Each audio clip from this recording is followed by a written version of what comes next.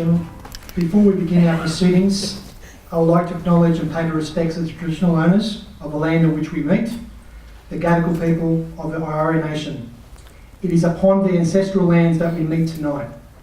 As we seek to advance our knowledge through the activities of the Guild, may we also pay respects of the knowledge embedded forever within the Aboriginal custodianship of the country. Ladies and gentlemen, my name is Dr. Fred Osman, and as the Teachers Guild of New South Wales President, I would like to welcome you this evening to the Pennant Hills Golf Club for our leadership panel forum on how do we reinvent education, how can we build better schools together. The Teachers Guild of New South Wales this year celebrates a long, impressive and honourable history of service, support and training for the vocation of teaching, and always maintaining its foundation aim to promote in all possible ways the care of education. The Teachers Guild represents teachers from all levels and promotes a long established theme of deep interest in the professional development and encouragement of colleague educators, providing opportunities for members of the profession to network, refine skills and receive recognition.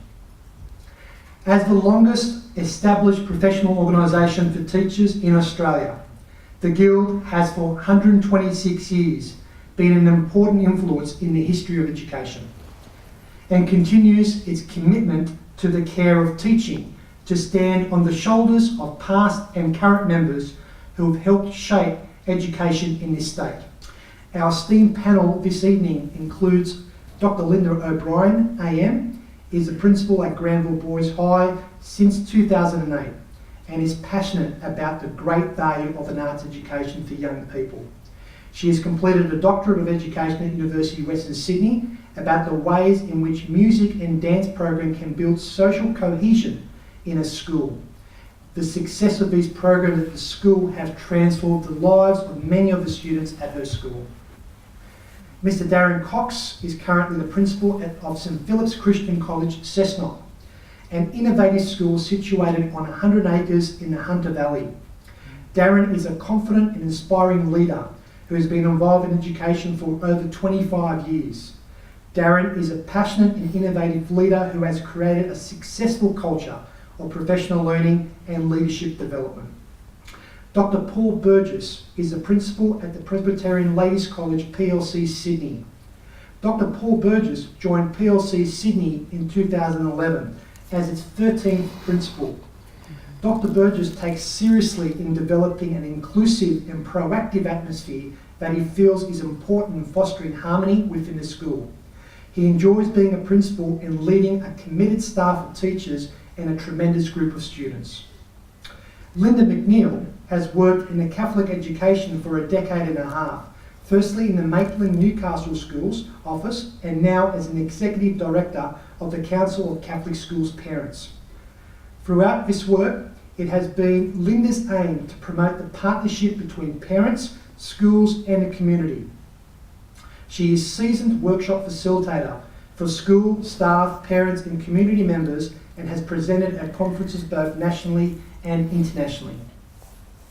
Our moderator for this evening, Catherine Taylor, is the Director of Turning Point Consulting, a centre of excellence in leadership, change and wellbeing, board member of Wellbeing Australia, expert in education and wellbeing for ACPI and a member of Global Career Council with ICCI. With over 18 years experience in education in corporate, in human resources, leadership, organisational change, talent management, purposeful performance appraisals and individual coaching. Catherine has been awarded a Career Management Fellowship and an Honorary Fellowship from the Teachers Guild of New South Wales for her work in leadership, wellbeing and transition across K-12 in faith-based independent department schools, delivering staff, students and parent initiatives to offer support in creating a platform for positive personal evaluation, planning and transition. Well, welcome. Very excited this evening to have everybody here and a nice diverse group in the audience as well as on our panel here. So just to sort of start and explain, I guess it's always interesting to know where the evening has come from. So about a year and a half ago, the Teachers Guild invited Darren and I to speak at an event which was about how do we have a more positive response to the challenges in education. And from that discussion, we had a small group of people from a diverse amount of schools who wanted to have more discussion, wanted to have more conversation, and wanted to gather from each other. So the collaboration is really where this event has come from. I'm really honoured to be here on behalf of Wellbeing Australia as well, which I am Director and Lead for Education. And our focus at Wellbeing Australia is positive, proactive strategies around wellbeing. And I think you'd agree a lot of the challenges in education link back directly to that wellbeing piece. So there's a number of areas we'll be looking at talking about tonight, but most importantly, really hearing from this fabulous panel, which I'm sure you'll agree is incredibly diverse, humbling in terms of the experience and the expertise. So looking forward to hearing more. Just to start us off and for everybody to get a good feel, I guess, from your school perspective and that cultural aspect of who you are. I have the great privilege of being the leader of a wonderful, wonderful community. It's an adventure. Part of the reason why it's such an adventure is because 99% of the students at our school come from backgrounds other than English, and it's a very culturally and linguistically diverse community. As well as that, it's a poor community. 88% of the students in our school come from the bottom quartiles, measured in socioeconomic and educational advantage. And so that gives them a different point of view about what school's there for. For some, it doesn't have the same sort of cultural synchronicity that it does for somebody who may come from a high SES school with well-educated parents.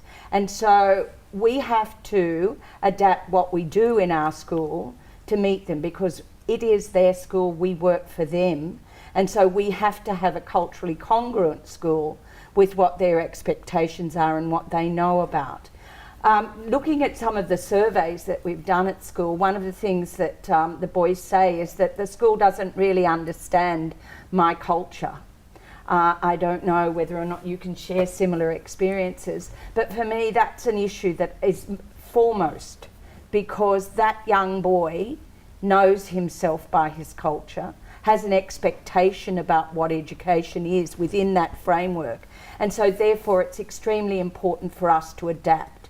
That means we have to listen, that means we have to engage with our community, and that means that we have to serve the community in partnership with a lot of other people within the community and across the community as well. PLC Sydney has 1,316 girls. I'm not sure, Linda, whether you'd say you're surrounded by omnicompetent boys, but I'm surrounded by omnicompetent girls. And I really enjoy that. We go from pre-K, 4-year-olds, through to 18-year-olds. And the school commenced in 1888. It's a ministry of the Presbyterian Church.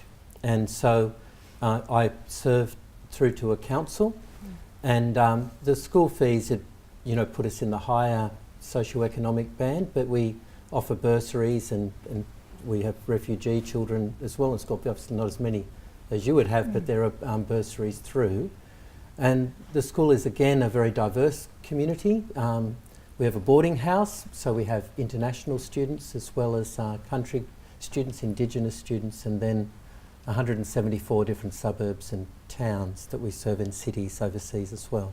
Expatriates come into the school too. Wonderful. So, I would suppose in terms of the imagination, we can think of ourselves as we are a society, and I would see that in a society we sort of buffer ourselves. We see ourselves as individuals relating to our society, and one of the things a school needs to do is be a community where we are not just individuals, but we relate to each other.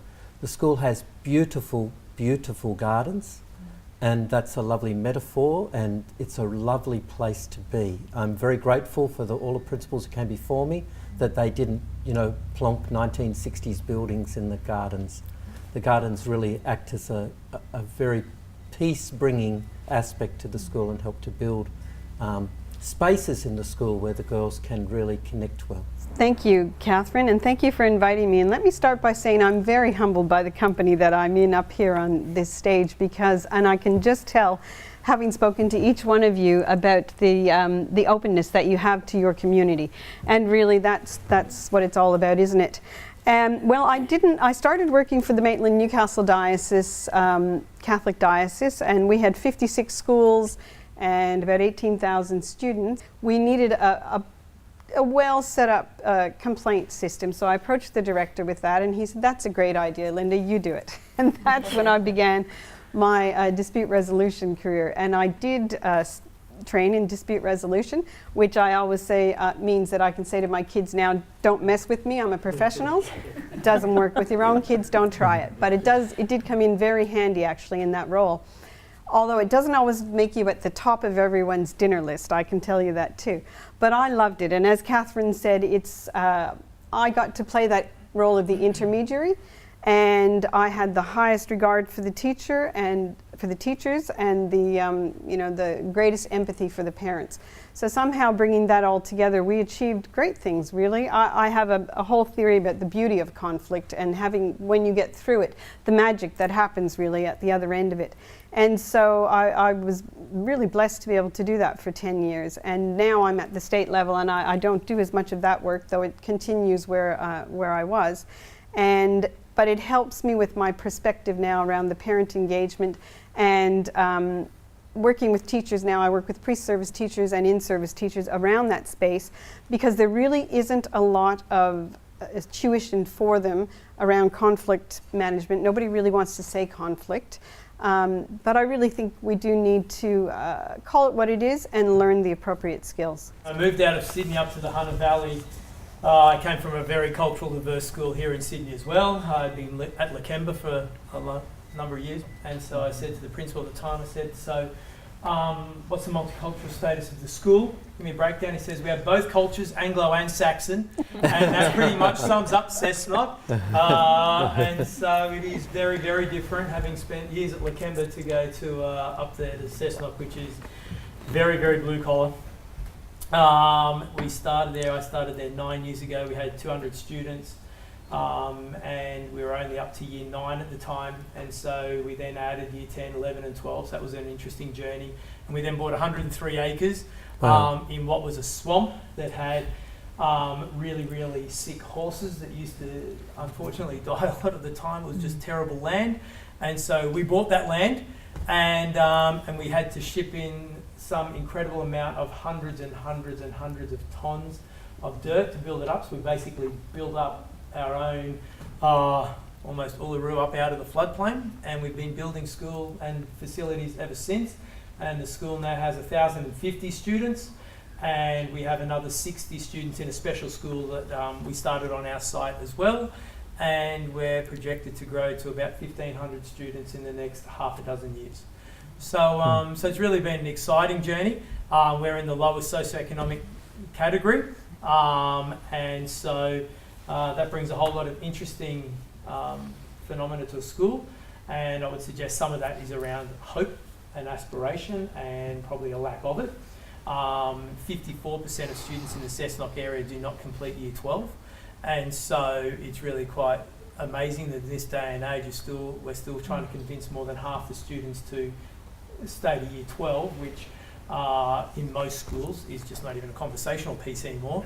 So that's an interesting aspect for us, and then how parents in a low socioeconomic handle conflict and things like that is interesting. And doing school in a regional town is really an interesting phenomena that most of us don't get to enjoy, and it is enjoyable.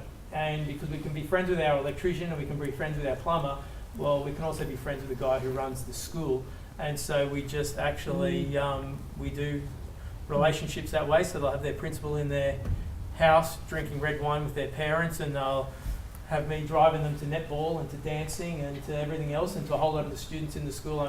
I'm Darren, the kid's dad, and on the weekend I'm Coxie, or at football training I'm Coxie, and then the next morning it's morning Mr. Cox, and we get on with it, and it's an interesting phenomenon. What do you see, and I guess it's important to open up to all of the panel now, but what do you see as the one most important challenge in your school? And we might start with you again, Linda. For me, the most important challenge is that the boys see themselves as capable, competent, successful students. Part of the reason for that is reputation, and being poor being Muslim in a world which, you know, people call them terrorists and etc., etc., etc., and there's a lot of prejudice abound.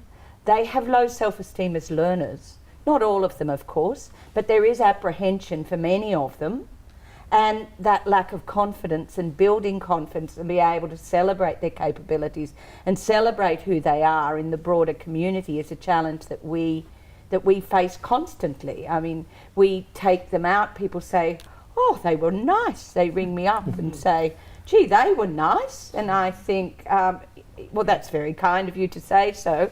I do say other things under my breath. But the prejudice that they have to put up with abounds. And I feel in some ways like a guardian at the front gate. We've been run over about 5 times by the Daily Telegraph, which has conflated all those issues, those social issues that some of the students have, with being gangsters, rapists, thieves and terrorists all in one article. And that impacts on who they think they are. And of course they know that they're not those things, but I feel that I have to protect them. That's a huge challenge. Absolutely. And I have to do that by offering them opportunities to prove themselves. I say to them from time to time, you have to be super perfect, which is a huge demand to have to make on a young child. I'd like to just think about what education has been about historically. So Sir Walter Mowbray wrote a really interesting book in the early 1950s called The Crisis in the University. And he plotted the history of how in Oxford and Cambridge it was about truth, so in the Christian sense about, you know, finding the truth of God, in a Platonic sense about finding the truth of the forms behind reality. Then if you go through, you know, a lot of different frameworks, but a significant one might be sort of like the Eton model of, well, if we're not going to focus on religious truth as a basis, then we'll shift into manners and creating a society of good character. And then post-World War I, World War II, how it shifted to being about utility. And if you look at the papers, a lot of education now, and really almost how we frame our conversation, is about education being about utility. Let's make Australia a smart society, let's use innovation, let's do those things. I'll highlight a book that I think is very important by Milbank and Pabst called The Politics of Virtue. It's not particularly about education, but I'll just read, I wanted to bring along just for this question, this line, if I could, to talk about it, because I think this is what we're seeking to do. So my council said to me, this incredible puzzle, how can we be an authentic Christian school? Which I know people come from all different backgrounds here, but how do we do that? So their proposal calls for an honest education without masks or pretences, which accepts that the true stake of formation must be the chance of making some sort of integral sense of human life on earth. So I would say that that is the challenge for educators, actually saying what education is about. Is it just about utility? Which I would say you can actually achieve the utility without making that the main game. And we would hope to help the girls to create integral sense of life on earth. It's interesting, I think, that people are seeing something slightly different in the way that what we're encouraging our students, how we're encouraging them to live life. And I think the number one reason they keep choosing our school is because of that sense of character development and the way they see young people hopefully trying to live a different life. Our greatest challenge is just around apathy towards education. Because you've got 16-year-old boys who say to you, well, I'm going to drive a truck in the mines and I'll earn more than you. And they're right, they will. And I say, is that what you desperately want to do? Is that if you could do anything in the world, regardless of dollars and money and this, is that what you would choose? And they go, oh, actually, I wouldn't mind designing a bridge. All right, let's have a conversation about designing a bridge. How do you think you're going to get there? And so for us, it's really around actually apathy towards academia and then engaging parents in that when we're still in a situation where most of our parents finish school at year 9 or 10 as it was back in the day. I still have a number of families in the school where the students are far more literate than the parents, and so trying to engage them in conversations around actual academic rigour for their students and what that possibly opens up for them. is our greatest challenge. What we want to instill in our kids is that love of lifelong learning. And from a point of view of all of the bits of the triangle, because we know that the future jobs, we're already talking about future jobs, we don't know what they are, we don't know what they're going to look like, and we also have statistics that say students will be doing 17 different jobs in their lifetime. And I see all those statistics and I think about them, but I also think about, what about when we have non-jobs? What about when the robots are doing our jobs? And what about when we maybe are only working part-time or we're working in a very different environment? We'll need to have very considered and serious personal attributes to be able to carry us through those times and to be able to help us make our place in the world. So I do believe that that motto really does say it all, that they can be lifelong learners who then are able to adapt and to think wisely and seriously about what they're undertaking. So one of the things you've all sort of referred to is that learning space. So we're talking about the fun of the slippery slide and definitely the environment of the gardens and that. Innovative or agile learning spaces has become incredibly topical in the media and in different places. We've just built a new junior school, and within it we've incorporated science labs for junior school girls and STEM, robotics and coding centre. So we're really trying to get a very hands-on framework, and we're using Jenny Gore's model of really good teaching being excellent teacher in the classroom, warm classroom climate, differentiation and connection to the real world. So we're wanting to build connection to the real world.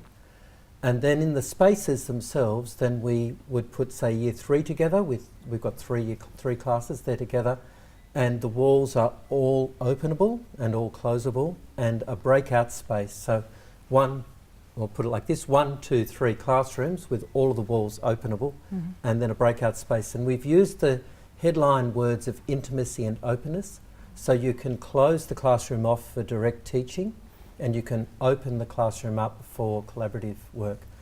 MLC, which is an excellent nearby school, has gone for completely open rooms so that, where you share the teachers between the rooms. We've decided not to go that way. We've decided to go the way where the teachers can collaborate and change, but also can close the rooms because there is a time for direct teaching.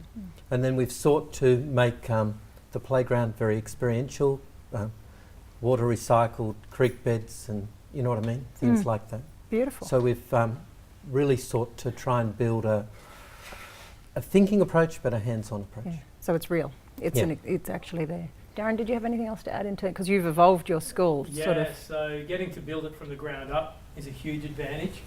So our rooms through the primary school are all open. We actually have curtains.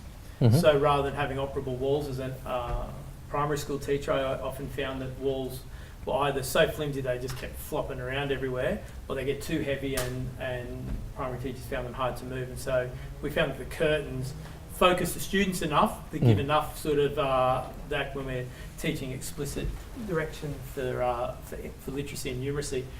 And then in the secondary school, we just provide a bank of different learning spaces. So there's a space that's just completely open like this, where you may end up with a couple of classes or a few smaller classes around, or you may have 2 or 3 Year 9 classes all doing HISI or something at the same time, as well as your traditional classrooms, as well as little seminar rooms. And so through the secondary, for me, it's just about having an absolute variety of space that gets used in a multitude of ways. Just as us as adults, there's times where we'll go to a large conference, and then there's times where we have a meeting with 4 or 5 of us, and so that's what the learning spaces there look like. But I'm really big on what actually presents in the learning space, because I think that it's a big thing for me, because the space does evoke, it evokes behaviour and it evokes emotion. So if you walk into ANZ Stadium, you're wearing your football jersey, you walk in ANZ Stadium, you go with a mindset, you go with what is socially acceptable in this place.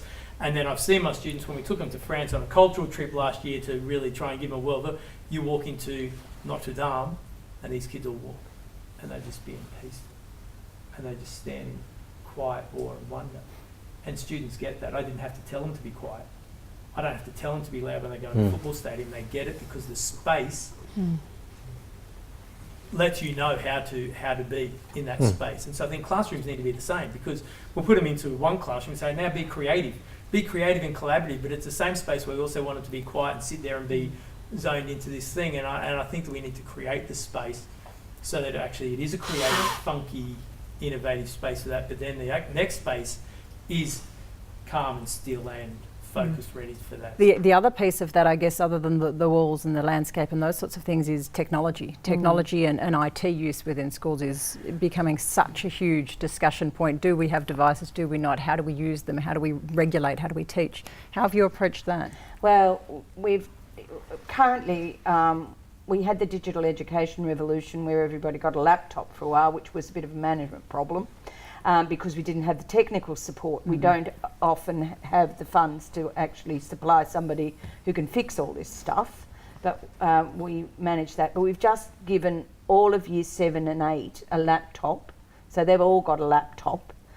We have rooms, and we've got the leftovers from the DGR in banks, but we have a lot of complaining about the paucity of technological resources. But once again, those community partnerships, and I'm talking about, give the students facility to do all those sorts of, you know, make recordings. And so technology as a tool for learning is probably not as sophisticated and as extensive as it is in other settings, but it's certainly been very effectively used. And a lot of the work that the students do in projects obviously engages them in the extensive use of, because they're doing production, they're doing, you know, presentations, they're doing virtual museums, they're doing all manner of things like that. So they're using technology extensively. In relation to the technology, it's interesting because what I'm hearing from parents now too,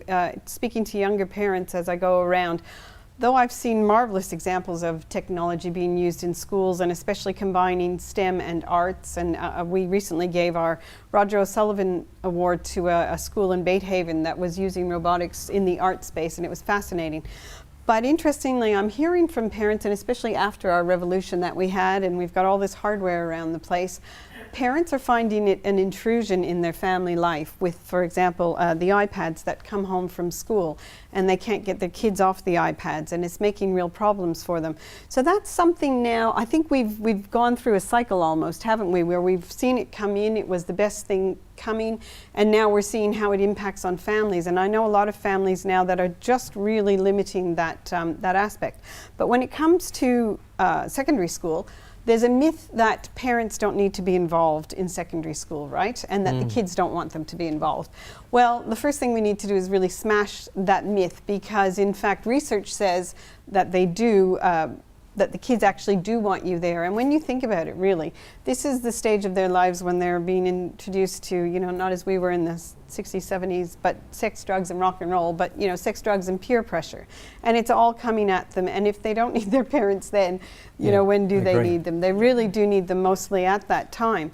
So forging links with those parents in ways that are creative is really a challenge for secondary schools, but it's not that hard. And I heard of one teacher, for example, that at the end of the day, he's already got his database of family names set up, and at the end of the day, he sends a quick email home to each, you know, and it goes directly to each family to say, here's what we talked about, here's what the main subject was, and here's what you can say at the dinner table. You know, really quick, easy points. He's connecting with those families every day and breaking down some of those barriers. It's about teachers using it appropriately. It's about when's the right time to write something down with a pen. Like, you don't just say, oh, here's a hammer, use a hammer all the time. Actually, somebody uses a screwdriver and a drill. And so, yeah, you've got a laptop, but other times actually it might be good just to shut it and have a conversation with someone or draw some notes up on the board. And it's about that. Our biggest issue with that is teachers using the technology in a way that significantly makes a massive difference, as opposed to just being a glorified exercise book is probably our greatest challenge, that, and then the way that the technology is then used. Yeah. The school we set up for years 5 to 9 that every student has to have Family Zone on their phone, and every student has to have it on, and that means that we set the parameters for what they can do or can't do whilst at school. social, like Instagrams out, etc. But then after 3 o'clock, the parents set it up. And they can set it up laissez-faire through to dictatorial. You know, it's up to them. And therefore, that has opened up a conversation with parents whereby we have people come along and from Family Zone, and they've been actually fabulous to come along and talk about the issues. Because really, all of us use phones, and our students are going to use them and use computers in the future. And it is just, I think, another form of pencil. It's a neutral thing. It's not evil and it's not good, but it certainly can be used for evil or good. And so we found that very helpful. To sort of narrow down in your areas of expertise, Linda, there's so much noise in the media about negative male role models and negative globally, what's happening from that perspective. What do you think is unique in that area around boys' education? That is it required that we focus on it, or what do you think your response is in terms of that global media coverage, as you two have sort of pointed? You know, it's about boys not competing against girls and not doing as well as girls, etc. I mean, the argument sways, oscillates up and down. My concern, you know, because I'm an age-old feminist, is about that performativity of macho horrifying. I mean, I think it's horrifying, where boys seek to dominate one another and other people. I mean, I'm sure girls do that too, but in their own there's way. this In sort their of own way, yeah, I'd agree. overt expression of a bullying, physicality, and so forth. I think that that can be challenged through relationships, particularly relationships with authority, because oftentimes that is because somebody feels a need to express power of some sort and so forth. So the relational aspects are really important. Being able to be a boy, you can be any kind of boy, you know, you can be any kind of boy, but you can't be a brutal boy in my school. I don't want brutal boys, but you can do whatever you like. And there's no Be one whoever model. you want Yes. to, and there's no model for being a boy. One of the things about music and dance, which appeals to me because that's been my background and I'm very interested in it, is that it is by nature collaborative. It is also celebratory in terms of culture. It's also, it gives opportunities to celebrate gender differently as well. And that's been the experience of the music and dance program, because my doctorate was about researching that sort of those programs in school, and you could track, you know, what boys thought about themselves as boys when they were musicians and when they were dancers and things like that. But you know, there's no prescription about what a boy wants to do. We want four things, don't we? We want boys to flourish, we want girls to flourish, we want boys to want girls to flourish, and we want girls to want boys to flourish. And if we miss any one of those four things, then we're not doing our job well. And sometimes the power basis is just as if we can only have one of those and not the others. Yes. We can have all four. And but I don't think we want to create any victims. I'm influenced by the work of Miloslav Volf, who wrote a wonderful book coming out of the Balkan crisis called Exclusion and Embrace. And he actually shifted from using the word inclusion. He critiqued the word exclusion, as you'd expect him to. Then he wrote quite a powerful critique of inclusion and the way that it can, and it's not the way we would want to use the word, but it can create a sense of you have to be a victim to get ahead. And so therefore he said we must embrace people different or same, we must embrace them. And it's a very powerful book. Absolutely. And I think in terms of the girls, we, of course, why not? We celebrate their humanity. And our head teacher teaching and learning said the other day, she said, she's been thinking a lot about what makes men and women the same and boys and girls the same. And that's a wonderful thing to try and celebrate and to come. It's wonderful to celebrate difference as well, but it's wonderful to celebrate the common humanity.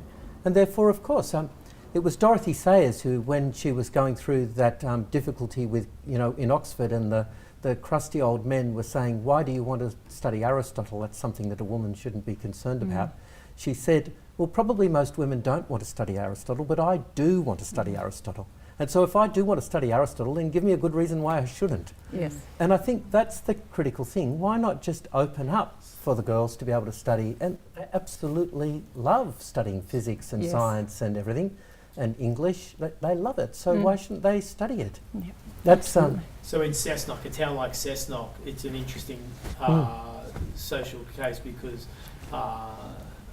all the girls say they're going to be a hairdresser or a beautician, which is lovely because I enjoy going there. I enjoy a haircut and I get a facial every holidays, right? But what else do you want to do? And so we've had to work really hard to get Newcastle Uni in to be running their engineering courses, etc., to say to these intelligent girls, guess what?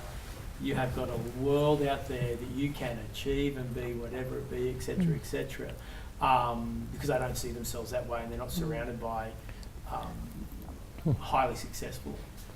And that And can- then the boys, sorry. domestic violence from the boys in our Yeah. context in Cessnock is shocking. Yeah. And so this whole demographical study, social study is huge. In terms of studying science, and I, pardon me while I boast in order to tell a story, is that okay? So 3 of our girls were in the Australian team to go to Michigan to present their work. They're on an international stage. They went through all the process and they got into the Australian team for science. And they went actually with the girl who did the breast screening Oh, her thing. name is Buxton? Makalini Butson. Butson? Yeah. and- Makalini Butson. Yeah, and they went with her Is as that it? well, and they did very well. But when they came back, they instituted it, so they came up with the idea, and we supported it, that they would run a student-led science conference in the school. And then they led it, and they led it beautifully last year, and we're going to run that every second year. We're going to run a theology and philosophy class, one every other years, and they're going to be student-led. The first one was student-led. We had about 400 people there, and the girls led it beautifully. Yeah. So they did the work, and they guided, and of course they can and should. Yeah. And by just saying yes, I mean, they came with a request. All I had to do was say yes and then give them the structural support to make it work, Yeah.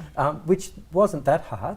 And the teachers, were very enthusiastic. So I think that's, that's an easy thing in a sense Yes. to be able to develop that. It's heartening to hear about the things that are going on in schools to support the gender issues that you might say, and as an age-old feminist too, Linda, I think the biggest challenge for parents there is fighting the media, because parents, they can come with all of these wonderful ideas, and before their little girl is 3, she is so conditioned by Disney to think pink and just, all the fluffy pretty pink things.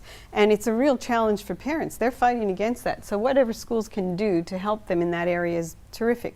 But around parents being involved and engaged in their child's education, and there's a difference between involvement, which is the old canteen style of thing, and engagement, which is really inviting parents into the space to actually affect those student outcomes. And we know that John Hattie has, named some of the most successful contributors to student achievement, but hopes and aspirations are definitely number 1.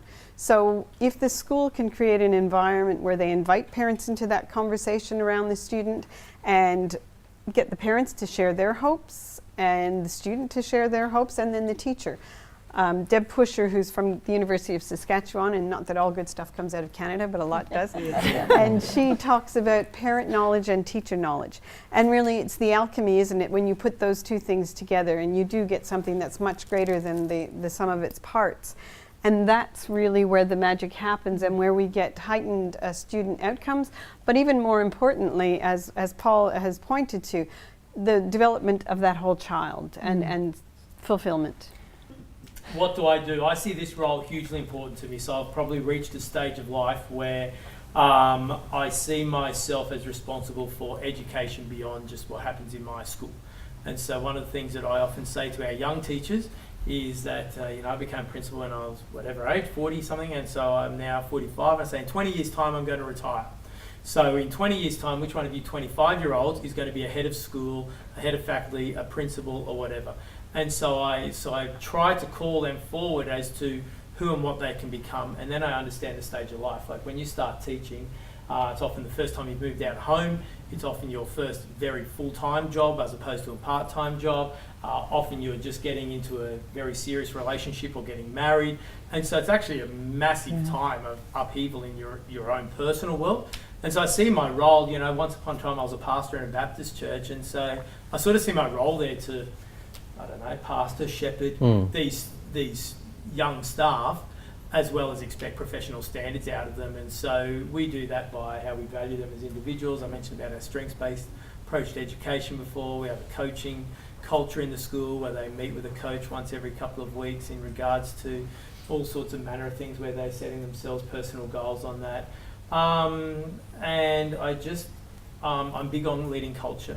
I think culture is probably what my focus would be as a school leader, is creating a culture where they can thrive and understand that they've got just as many good ideas as I do, and so let's value their ideas. And I love working with young people. It keeps me young, keeps me sharp, and I would much rather have people who are pushing the envelope than someone who I've got to jump start to make sure they're awake. And so I'm happy to take the highs and lows of them, and understand that my job is to raise them up to go on to future success, whether that be in my school or to other schools. And so I often tell them, I know that lots of them, unlike, you know, certain established schools, they won't be at my school forever, and I'm okay, because I want them to go and be leaders at other schools, because I believe if we do a good job with them here at our school, then other schools all over the place are going to benefit from their expertise and their leadership. And so we had a McCrindle survey, and 79% of them said that they desire future leadership. How do we equip students not just with that curriculum piece, but also to be prepared for evolving industry? And I know Linda also touched on it. But the things that are important, according to the experts, I went recently to a conference and listened to people from PwC talk about the future and the sorts of things that are important in the future. And, you know, and the technologists have this very negative view that we won't be needed because it'll all be robotic. And the economists talk about how, you know, it's a balance of what the market's going to determine and so forth. But basically what we need in our future workforce, what's really important, and this is what this research that PwC did shows, is that we need to rely on being human, essentially, and we need to be creative. It's about relationships, it's about all of those sorts of things. So in answer to your question, you know, they are the sorts of qualities that become really important with students. I mean, we're teaching them to collaborate, we're teaching them to cooperate, we're teaching them to critique, we're teaching them to be creative, and we're providing a framework where they can do those sorts of things. The extraordinary thing about this multi-talent pool that you put in together, as I just mentioned before in the stage 4 classes, is that they learn and know that they've learnt something from somebody that they didn't expect to learn. What have you been doing in your group? Well, he did this and he did this, and I can now do this. Has enabled me to do something else, which is how work gets created. Think about Bloom's taxonomy, we all know it, and so you have knowledge at the bottom and then understanding in the middle, and we talk about how critical thinking is so important, and that's analysis, synthesis, evaluation, and sometimes creativity comes on top. I actually think that understanding is a far more significant thing. You can speak with a sense of a vacuum where you're doing your critical thinking, that they can be critical thinkers about stuff that they don't properly understand. So there's a real need to enable students to understand what they're talking about and understand it in great depth. When we have our orchestra, then it relies upon the violinist being able to actually play the instrument well, and not just upon their interaction, so to speak. The progress metaphor, I think, is dreadful for us. It drives a lot of our secular society. I'd much rather see us as a tree where we have branches of knowledge, and if we travel up here and we're not so sure, we can come back to this part and we travel up another section.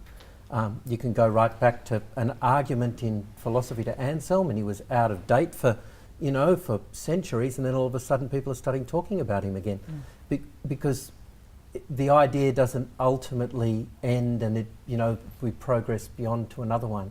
And so if we can enable our students to develop a framework that's greater than that. One classic example is we just teach modern history and ancient history, yet we don't know too much about the European history in between, and we don't know too much about Chinese systems of thought, etc.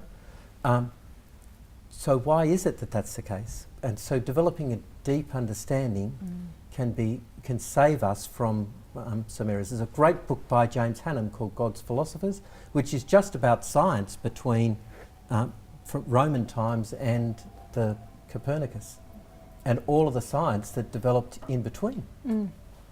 Yet if we don't understand that, then we can make assumptions that Copernicus actually didn't build it in a vacuum. He based it upon people who came before him. You see, so there's a sense of how we actually develop knowledge and how we develop epistemology. Certainly in girls' education, you see a lot around that understanding and reaction to social media, to the pressures online and those sorts of things. How are you managing that, or how do you respond to that? Look, I think that we talked about before that the girls love to be connected. I think it's fantastic that they're connected, and most of the time they use their social media really responsibly or well, or else they learn how to use it. And it's a little bit like being a 3-year-old in a shop. Like, there might be a 2-year-old, they'll have a temper tantrum, but they're not going to have a temper tantrum, hopefully, when they're 8. So they need to learn how to use the materials before them. I concern more about, pornography and things like that in the culture, and how that frames the girls, and how, I'm not just talking about pornography involving nudity, I mean a perfume ad, and how that all frames girls. And not that I actually I'm not talking about a prudery or things like that. I'm talking about the sense in which the girls can think that becomes, remember we talked about autonomy in the triangle before? Autonomy is about the whole world being competitive, Hobbes' war of everyone against everyone. And you can get a war of all girls against all other girls in order to look a certain way. And so they can become analytical around how they look, and it can be very self-defeating. And yet on the other side, the sense is, we just go over to equity, but that isn't powerful. That's why I think we need to develop their sense of person, their sense of being. So it's actually a religious question, I think, at base. It's a question of what is a human being a fundamental question for education. And each school, I think, would be wise to present a model of how they frame the answer to that question, what is a human being? Perhaps in the middle would be something like sustainability. And it goes back to that question of what is the purpose of education, if not to sustain our generation and future generations.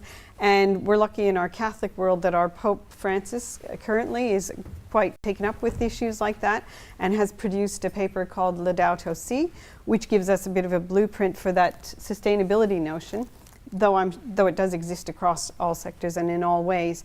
And that then keys into those general capabilities and qualities around, as we've all said, around curiosity, people management, negotiation skills, creativity, all of those kinds of things, which then prepare them for those questions of what makes a human and what makes that human in relation to that world around them. Just to sort of close us off, I guess we came here to discuss how do we reinvent education, how do we build better schools together, which is a wonderful thing about us being together.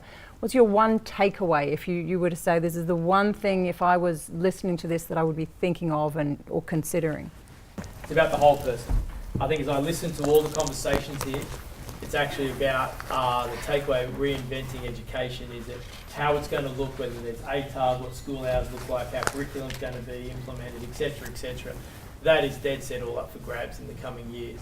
But we've all talked about the students as people, and we've talked about the staff as people, and we've talked about the parents' relationships with the kids, and it is about the fact that it is people that make up the school community, and that will never change, and that continues to be the most important thing. The students as a whole person, in who they are and being the best of themselves, and the staff and the parents. Much education goes wrong because it fails to recognise that people cannot ever improve themselves by becoming someone else. All that is genuinely open to them is to become better versions of themselves, which is always something unique. I think probably, just thinking about future and the boogeyman being technology, etc. I think that just because technology can do something doesn't always mean that people will go along with those technologies. And there are lots of failed technologies to prove it, and lots of other technologies that are, that never get superseded. And because we're people, like you say, and we make decisions about what technologies we'll need and what we're going to use. We spoke about McKinley Butson, the Young Australian of the Year, and her innovation. And I know that at Linda's school and Paul's school and Darren's school, they're all fabulous kids who are the future. And I think they have the answers. Please join me in thanking our panel. Very good evening to everyone present tonight. So my name is Catherine Reid and I am the Vice President of the Teachers Guild. I deem it a very great honour and privilege to stand before you and deliver the vote of thanks. I have so many takeaways from that. For your book recommendations and your reference to models of practice and pedagogical theories. I'm so glad we've got it on film so I can go back and write everything down. So much to do with that. Darren, when you talked about being intentional in the way that you gather your staff and the way that you group them based on their strengths, that's something I'd really love to encourage my school to look at. I think it's really important having those partnerships, and I loved your references to the sports. It's very interesting. Linda, the way you talked about how the gold is behind the gate and gender assumptions, I think there's such conversation starters. I look forward to continuing those conversations. And Linda, when you talked about conflict resolution, I've been teaching for 5 years, and coming out of university, the one thing that I was not prepared for was parents. And I remember going into my first prac and just thinking, how have we not had mock parent-teacher interviews, or how have we not been mentored through that? So when you raised that point earlier, I thought, we do need to, as Darren, you said, shepherd your teachers and support them, because that's a lot of pressure, So thank you so much. And Catherine, also as our moderator, you did a really wonderful job. Thank you. And I find it so interesting knowing the partnership with your strengths. Coaching. So we are lucky to be a part of a field where there is so much scope when it comes to professional development, seminars, workshops, presentations and conferences. We can normally choose what topic we'd like to unpack or learn about, and then we can return to our own schools and classrooms and put that pedagogical approach into practice. But often we don't hear that firsthand from principals and executives. We generally hear from specialists in a certain field or external consultants, but today you opened up the gates to your school and encouraged an audience to ask questions about key topics in education.